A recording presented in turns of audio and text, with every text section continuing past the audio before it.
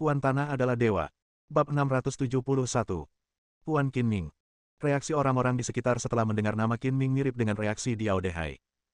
Mereka semua memasang ekspresi terkejut dan takut di wajah mereka, dan mereka semua meletakkan senjata mereka. Dang, dang. Kaki beberapa orang yang pemalu menjadi lemah dan mereka tidak kuat lagi memegang tongkat di tangan mereka, sehingga mereka menjatuhkannya ke tanah.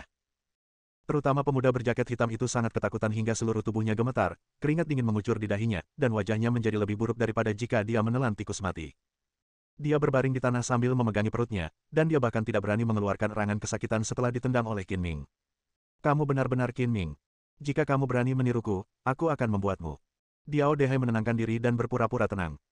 Dia ingin mengatakan sesuatu yang kasar, tetapi ketika dia berpikir bahwa orang di depannya kemungkinan besar adalah Qinming, bukankah akan mendatangkan kematian jika mengatakan kata-kata kasar seperti itu? Dia ragu-ragu selama 2 detik dan berkata, aku akan membuatmu tidak bisa bergerak sedikitpun. Diao Dehai, kamu bahkan tidak mengenalku, dan kamu berani berkeliaran di perkumpulan teratai merah. Aku benar-benar membuatmu takut. Teriak Qinming dengan marah. Anda benar-benar Tuan Qin. Setelah melihat keterampilan hebat Qinming dan mendengar laporan bawahannya, Diao Dehai pada dasarnya yakin bahwa pria di depannya benar-benar Qinming. Dia langsung menyanjungnya, Tuan Qin, saya, Diao, yang buta dan tidak mengenali orang hebat. Saya telah menyinggung Anda. Seperti kata pepatah, ketidaktahuan bukanlah kesalahan. Jangan tersinggung. Saya akan segera menyiapkan meja berisi anggur dan makanan enak di restoran kerajaan untuk meminta maaf kepada Anda. Tolong bantu saya, Tuan Qin. Royal Restaurant adalah hotel bintang 5 yang terkenal di kota Donghai. Makan di sana sangat mahal, dan itu akan merugikan bahkan bagi Diao Dehai. Namun, dialah yang salah lebih dulu. Dia buta dan membawa orang untuk memukuli Qinming. Dia hanya bisa menyalahkan dirinya sendiri atas nasib buruknya dan terhindar dari malapetaka. Namun, seperti kata pepatah, kemalangan bisa jadi berkah tersembunyi. Jika Qinming bisa pergi, Diao Dehai merasa bahwa itu akan menjadi kesempatan yang baik untuk menyenangkan Qinming, yang akan sangat bermanfaat bagi perkembangannya di masa depan di Red Lotus Society. Paling tidak, dia bisa menjadi akrab dengan Qinming. Aku akan membiarkanmu meminta maaf. Qinming melambaikan tangannya dan berkata, biarkan aku bertanya padamu, mengapa kamu membawa orang untuk mencegatku? Qinming baru mendengar nama Diao Dehai tadi malam dan belum pernah melihatnya sebelumnya. Tidak mungkin Diao Dehai, yang tidak punya dendam padanya, akan membawa orang untuk mencari masalah dengannya. Pasti ada cerita tersembunyi, dan kemungkinan besar dia diperintah oleh seseorang. Mengenai orang yang memberi instruksi pada Diao Dehai, Qinming juga punya tebakan samar. Baiklah. Diao Dehai tampak ragu-ragu dan malu, lalu meminta maaf, saya telah menyinggung Tuan Qin hari ini. Ini semua salah saya. Tolong hukum saya, Tuan Qin. Wajah Qinming menjadi gelap dan dia mendengus dingin, jawab pertanyaanku. Jika kamu berani berbohong, kamu akan menanggung akibatnya sendiri. Melihat Qinming marah, Diao Dehai berkeringat dingin. Jika dia tidak menjawab dengan jujur, dia akan dihukum atas kedua kejahatannya dan akan menanggung akibatnya. Qinming adalah tipe orang yang bisa membunuh orang hanya dengan tatapan tajam. Dia bahkan telah membunuh lebih dari satu bos geng, apalagi dia. Kalau dia menjawab dengan jujur, dia akan menyinggung orang yang memberi perintah kepadanya, tetapi dia tidak mampu menyinggung orang tersebut. Diao Dehai menyeka keringat dingin di dahinya dan membandingkan konsekuensi dari kedua pilihan tersebut. Jelas bahwa konsekuensi menyinggung Qinming lebih serius, jadi dia berubah pikiran dan membuat pilihan. Melapor kepada Tuan Qin, Wu Liancheng, putra tertua keluarga Wu, yang mempekerjakan saya. Dia tidak mengatakan bahwa dia akan berurusan dengan Tuan Qin. Jika saya tahu itu Anda, saya tidak akan berani datang bahkan jika saya memiliki keberanian 10 macan tutul. Itu memang penjahat tercela Wu Liancheng. Qinming menduga bahwa Diao Dehai diperintah oleh Wu Liancheng. Di kelas pagi itu, dia menamparkan Wu Liancheng 6 atau 7 kali di depan umum. Wajar jika Wu Liancheng membalas dendam setelah menderita kerugian besar. Ya, bajingan Wu Liancheng itu. Kalau bukan karena dia, bagaimana mungkin aku bisa menyinggung Tuan Qin? Diao Dehai mengumpat dengan keras, mengutuk semua leluhur Wu Liancheng dalam hatinya. Jika tebakanku benar, dia seharusnya ada di dekat sini, kan? Qinming menoleh dan melihat ke arah kendaraan yang terparkir di sisi jalan. Wu Liancheng menyewa seseorang untuk memberi pelajaran kepada Qinming. Akan sangat memuaskan jika dapat menyaksikan pertunjukan yang bagus dengan mata kepalanya sendiri, jadi Qinming menduga bahwa Wu Liancheng ada di dekatnya. Ia melihat sekeliling dan segera menemukan Wu Liancheng di dalam mobil sport Lamborghini. Wu Liancheng menempelkan seluruh wajahnya ke jendela mobil, menatap tajam ke sisi ini, mengamati perkembangan situasi. Ketika dia melihat Diao Dehai dan anak buahnya mengepung Qinming, dia tiba-tiba merasakan kenikmatan karena balas dendamnya akan segera tercapai. Namun, semakin dia melihat, semakin dia merasa ada yang tidak beres.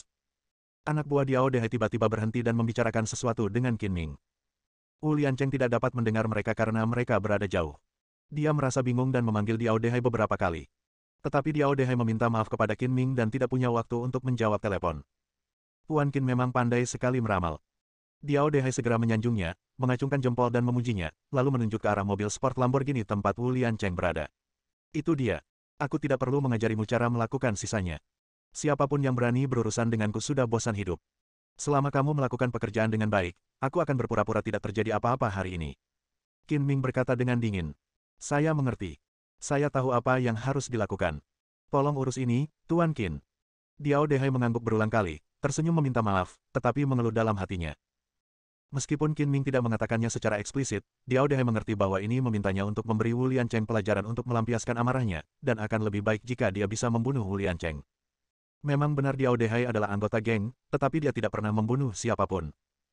Selain itu, Wu Liancheng adalah putra tertua dari keluarga Wu, dan keluarga Wu adalah salah satu dari 4 keluarga besar di kota Donghai. Jika Wu Liancheng benar-benar terbunuh, dia tidak akan memiliki kesempatan untuk bertahan hidup. Untuk mengambil langkah mundur, bahkan jika dia menghajar Wu Liancheng, dia tidak akan pernah melepaskannya, dan konsekuensinya bukanlah sesuatu yang dapat ditanggung Diao Dehai. Tetapi jika dia tidak mengikuti instruksi Qin Ming, dia tidak akan bisa menjelaskannya kepada Qin Ming. Apapun yang Diao Dehai lakukan, itu adalah tugas yang tidak ada gunanya dan dia terus mengeluh kepada dirinya sendiri, merasa seperti Zubaji yang sedang melihat ke cermin, terlihat sengsara baik di dalam maupun di luar. Pukuli Wu Liancheng, suruh dia membayar uang dan masuk penjara. Kalau dia tidak melakukannya, dia tidak akan bisa bertahan hidup di kota Donghai lagi. Bahkan kalau dia bisa menyelamatkan hidupnya, dia akan dihancurkan oleh Qin Ming. Seperti kata pepatah, ketika menimbang 2 manfaat, pilih yang lebih besar. Ketika menimbang 2 kerugian, pilih yang lebih kecil.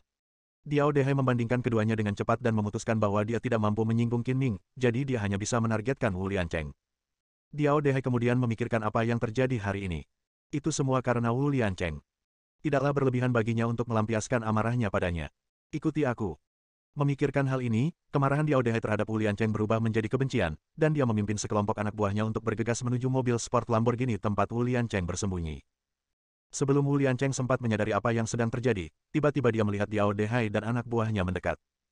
Dia tak dapat lagi menahan amarahnya, membuka pintu dan keluar dari mobil, sambil berteriak, Diao Dehai, apa yang kau lakukan? Kenapa kau tidak memberi pelajaran pada Qin? Biar ku beritahu, uangku tidak mudah diambil.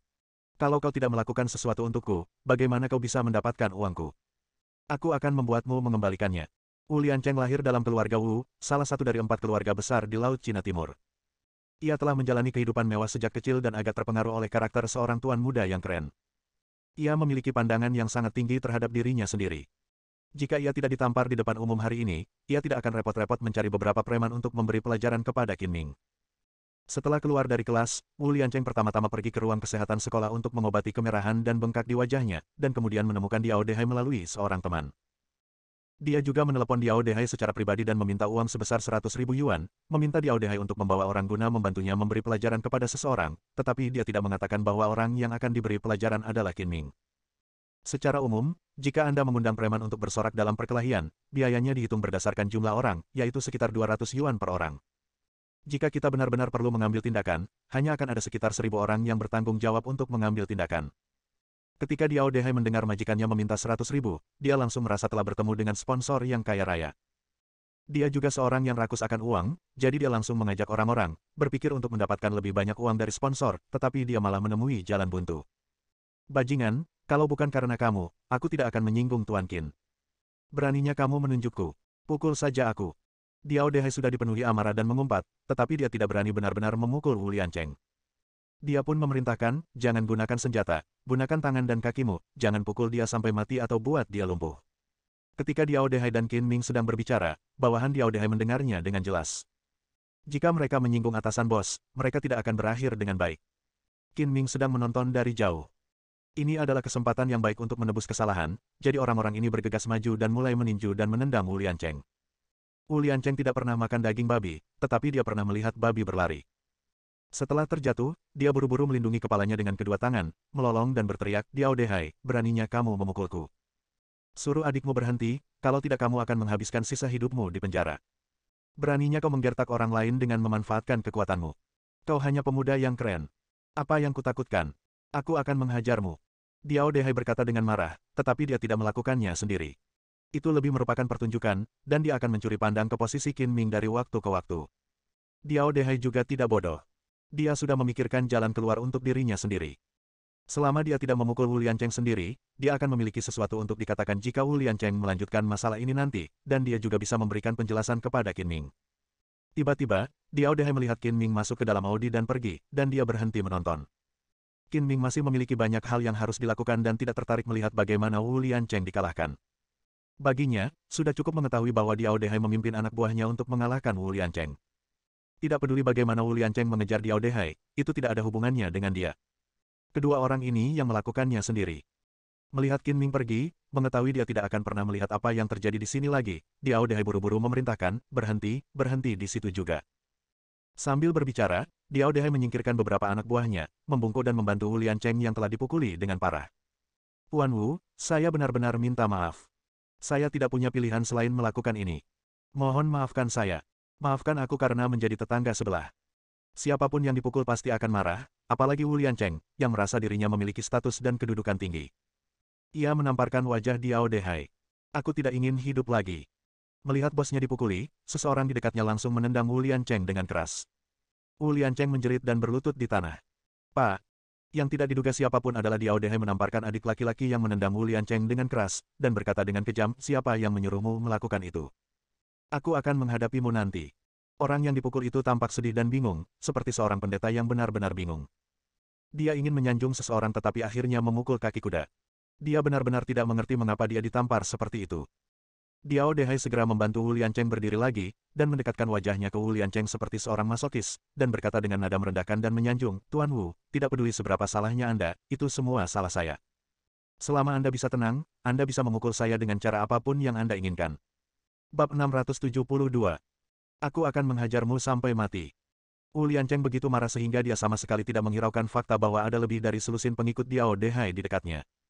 Dia mengayunkan tangannya dan menamparkan wajah Diao Dehai dengan keras, dan suara tamparan itu tidak ada habisnya. Tuan muda, kau boleh memukulku sepuasnya.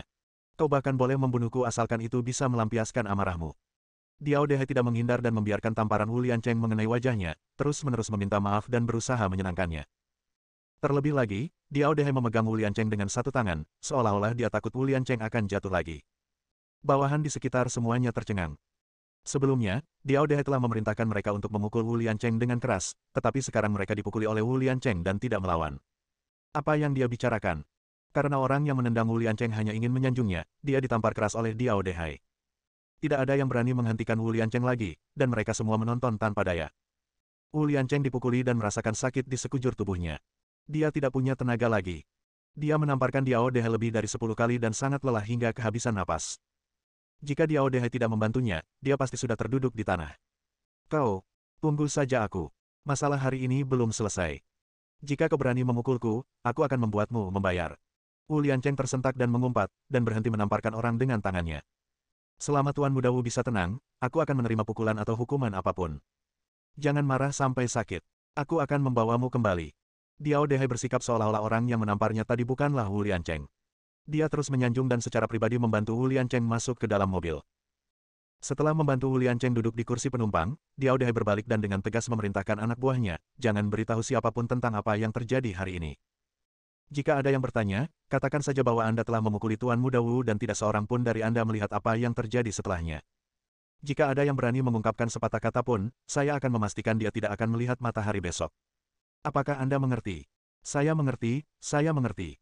Tenang saja, Saudara Diao, tidak akan ada yang membocorkan sepatah kata pun. Para bawahan meyakinkan. Asalkan kau tutup mulut dan melakukan apa yang kukatakan, saat aku, Diao Dehai, menjadi kaya, aku pasti akan mengajakmu makan dan minum makanan dan minuman terbaik dan memperlakukanmu sebagai saudaraku. Diao Dehai bukanlah orang biasa. Ia tahu bagaimana cara memenangkan hati orang dan menggunakan kebaikan dan kekerasan. Setelah mengusir anak buahnya, Diao Dehai mengendarai Lamborghini untuk membawa Wu Liancheng pulang. Wu Liancheng dipukuli dengan sangat parah hingga ia tidak memiliki kekuatan untuk mengemudi. Ia terkulai di kursinya untuk waktu yang lama sebelum akhirnya pulih. Pikirannya menjadi lebih aktif dan ia tidak dapat memahami apa yang sedang terjadi, jadi Diao Dehai memerintahkan orang-orang untuk memukulinya. Namun saat dia menamparkan Diao Dehai tidak melawan. Entah dia sakit jiwa atau dia sedang merencanakan sesuatu. Jelas Diao Dehai bukan orang bodoh, jadi yang terakhir sedang merencanakan dan mempunyai niat lain. Diao, apa yang sebenarnya kau lakukan? Aku peringatkan kau untuk menjawab dengan jujur, atau aku akan membuatmu mati tanpa tahu bagaimana caranya. Memikirkan hal ini, Wu Liancheng melotot dan berkata dengan kejam. Beraninya aku berbuat curang di depan Tuan Muda Wu. Aku pernah menyinggung perasaannya sebelumnya, tetapi aku tidak punya pilihan. Qinlah yang memaksaku melakukannya. Wu Liancheng mengubah sikapnya yang angkuh dan berkata dengan wajah masam, Tuan Muda, Anda mungkin tidak tahu dengan jelas tentang identitas Qin. Dia adalah bos sebenarnya di balik perkumpulan Teratai Merah. Sekarang geng Tianjing telah bergabung dengan perkumpulan Teratai Merah, saya harus mematuhi perintahnya dan tidak berani menentangnya secara langsung. Aku tidak peduli identitas buruk macam apa yang dimiliki Qin. Jika kau berani memukulku, kau akan menemui ajalmu. Wu Liancheng menggertakkan giginya dan tidak bisa menahan amarah yang dirasakannya setelah dipukuli. Tuan Wu, Anda adalah orang yang murah hati yang tidak peduli dengan kesalahan seorang penjahat. Saya mohon Anda untuk tidak marah kepada saya. Seperti kata pepatah, setiap kesalahan pasti ada pelakunya. Saya juga diperintah oleh Qin Ming. Anda dapat melampiaskannya kepada saya dengan cara apapun yang Anda inginkan, tetapi jika Anda ingin membalas dendam, Anda harus menemukan Qin Ming terlebih dahulu. Saya hanyalah seorang pesuruh. Aku tidak akan membiarkanmu pergi, dan aku juga tidak akan membiarkan bajingan Qin itu pergi. Wu Liancheng berkata dengan marah. Tuan Muda Wu, selama Anda bisa mengampuni nyawa saya, saat Anda membalas dendam pada Qin Ming, saya bisa menjadi orang dalam Anda dan memberi tahu Anda. Saya akan berusaha sebaik mungkin untuk melayani Anda. Kata Diao Dehai dengan sungguh-sungguh. Wu Liancheng memutar matanya dan berpikir bahwa jika dia ingin membalas dendam pada Qin Ming, dia harus memanfaatkan kesempatan yang sangat bagus, jika tidak, akan sulit untuk berhasil. Dia bisa saja menggunakan Diao Dehai, tetapi dia tidak mempercayai Diao Dehai. Bagaimana aku bisa percaya pada orang sepertimu? Saya bersumpah kepada surga bahwa saya akan sepenuh hati menjadi orang dalam Tuan Muda Wu. Jika saya mengingkari janji saya, surga akan menyambar saya dengan petir dan saya akan mati dengan menyedihkan. Diao Dehai segera mengucapkan sumpah beracun. Setelah mendengar sumpah Diao Dehai, Wu Liancheng merasa bahwa dia bisa mempercayainya untuk sementara dan melihat bagaimana dia akan bertindak di masa depan. Aku akan mempercayaimu sekali ini. Jika kau berani tidak mematuhiku di masa depan, aku akan menyelesaikan semua dendam lama dan baru denganmu. Terima kasih banyak atas kebaikan hati Anda, Tuan Muda. Saya tidak akan pernah melupakan kebaikan hati Anda yang luar biasa. Diao Dehai buru-buru mengucapkan terima kasih, dan hatinya akhirnya tenang. Kamu dan aku akan bekerja sama di dalam dan di luar, dan kita pasti akan bisa membalaskan dendam Qin Ming dan membuatnya mati dengan menyedihkan. Kapan aku bilang akan melepaskanmu? Apakah aku menerima pukulan ini dengan sia-sia? Wu Liancheng mendengus dingin. Tentu saja saya tidak bisa menderita dengan sia-sia. Saya akan membayar biaya pengobatan, biaya nutrisi, dan sebagainya. Diao Dehai bersyukur bahwa Wu Liancheng tidak akan menuntut tanggung jawab hukumnya dan dia tidak harus masuk penjara. Dia lebih suka kehilangan uang untuk menghindari bencana. Apakah kau pikir aku peduli dengan uang kotormu? Kata Wu Liancheng dengan nada meremehkan.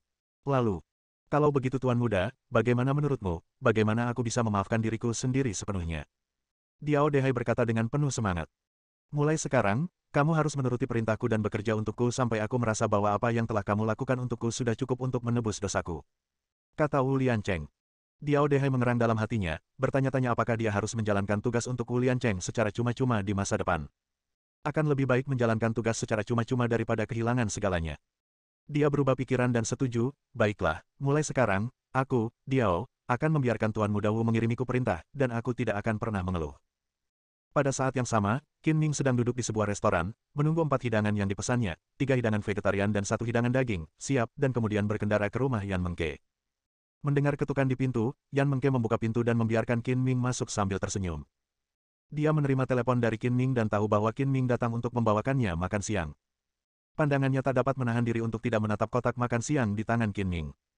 Aku merasa tidak enak karena mengganggumu membawakanku makanan lagi. Bukankah aku sudah bilang kalau lukamu disebabkan olehku? Aku pasti akan bertanggung jawab padamu sampai akhir. Mengirimimu 2 makanan hanyalah masalah kecil. Qin Ming tersenyum dan berkata, tidak perlu mengatakan kata-kata yang lebih sopan. Duduklah dan makanlah. Aku akan menemanimu. Sambil berbicara, Qin Ming melirik ke tempat tidur, yang ditutupi selimut yang terbuka. Jelas bahwa Yan Mengke sedang berbaring di tempat tidur sebelum dia tiba. Setelah meletakkan keempat hidangan di meja komputer, Qin Ming dan Yan Mengke duduk dan makan bersama. Yan Mengke hanya bisa menggunakan tangan kirinya, yang sangat merepotkan. Ia harus mencoba beberapa kali untuk mengambil sepotong makanan dengan sumpit, jadi ia makan dengan sangat lambat. Itu kelalaianku. Kamu makan dulu. Aku mau keluar untuk membeli sesuatu. Qin Ming sengaja merahasiakannya dan tidak mengatakan apa yang ingin dibelinya. Setelah itu, dia mengabaikan larangan Yan Mengke dan segera keluar. Tidak lama kemudian, Qin Ming kembali dan membeli sendok kecil dan memasukkannya ke dalam kotak makan siang Yan Mengke. Kamu bisa makan dengan sendok. Kalau kamu mau makan apa saja, aku bisa taruh di kotak makan siangmu, atau aku bisa menyuapimu. Aku tidak terbiasa disuapi orang lain, jadi lebih baik aku makan sendiri. Yan Mengke mengganti sendoknya, yang membuatnya lebih mudah untuk makan. Kamu sangat perhatian. Kamu turun ke bawah untuk membelikanku sendok. Terima kasih. Itu hanya sepotong kue. Tolong jangan memujiku, kalau tidak aku akan bangga. Qin Ming berkata sambil tersenyum jenaka. Anda sungguh perhatian, saya pantas memuji Anda, kata Yan Mengke sambil tersenyum. Keduanya makan dengan sangat lambat, sambil mengobrol. Qin Ming menunjukkan sisi humornya sepenuhnya, membuat Yan Mengke terus tertawa. Suasananya ceria, dan itu juga membuat keduanya semakin dekat. Ngomong-ngomong, apakah kamu sudah meminta cuti dari perusahaan? Tanya Qin Ming. Saya akan istirahat seminggu dan melihat bagaimana cedera saya pulih sebelum memutuskan apakah akan kembali bekerja. Yan Mengke cedera dan tidak bisa pergi kemanapun, jadi dia hanya bisa tinggal di rumah dan memulihkan diri. Ia pun bercanda, pada dasarnya saya tidak bisa keluar minggu ini, jadi saya sisakan 3 kali makan sehari untuk Anda. Tidak masalah, serahkan saja padaku. Qin Ming menepuk dadanya dan berjanji, merupakan kehormatan bagiku untuk mengantarkan makanan kepada reporter cantik sepertimu. Orang lain tidak memiliki berkah ini. Sudah kubilang, jangan panggil aku wartawan, panggil saja aku Mengke atau Xiaoke, kata Yan Mengke dengan marah. Baiklah, mulai sekarang aku akan memanggilmu Xiaoke. Qin Ming berkata, setelah makan malam, aku akan memeriksa kesembuhanmu dan memberimu perawatan. Aku tidak akan datang malam ini, jangan sampai kau membiarkanku tidur di tempat tidurmu lagi saat kau pergi ke hotel. Aku tidak pernah mengizinkan seorang pria menginap di rumahku. Jika kamu ingin menginap, aku harus pergi ke hotel. Kalau tidak, di mana aku akan tidur? Tempat tidur gandamu lebih dari cukup untuk 2 orang.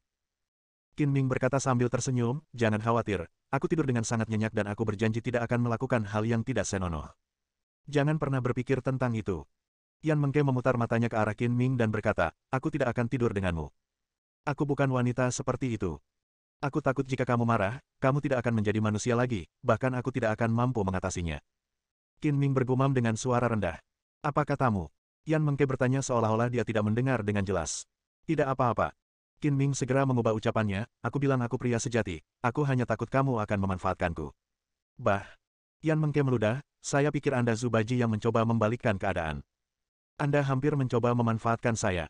Aku tidak suka apa yang kau katakan. Aku tidak melakukan apapun, jadi bagaimana mungkin aku memanfaatkanmu? Qin Ming mengerutkan bibirnya dan berpura-pura tidak puas. Aku memberimu suntikan terlebih dahulu agar kamu tidak mempunyai pikiran-pikiran yang tidak sehat. Keduanya menyelesaikan makan siang mereka sambil mengobrol dan tertawa. Qin Ming membantu membersihkan piring, menyekat tangannya, dan berkata, tunjukkan bahumu. Aku ingin melepas kain kasa dan memeriksa lukamu.